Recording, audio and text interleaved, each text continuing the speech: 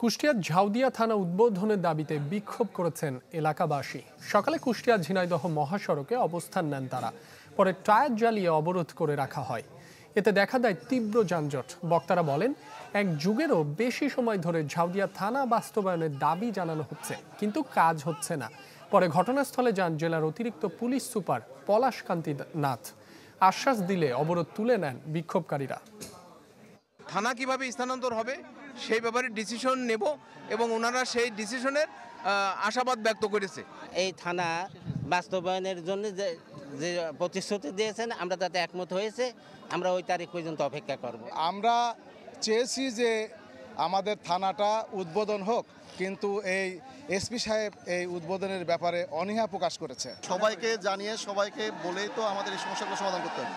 তো আমরা আশা করি এই একটা প্রক্রিয়ার মধ্যে ওনাদের যে দাবি সেই দাবির একটি সমাধান হবে বলে আমরা আশা করতেছি।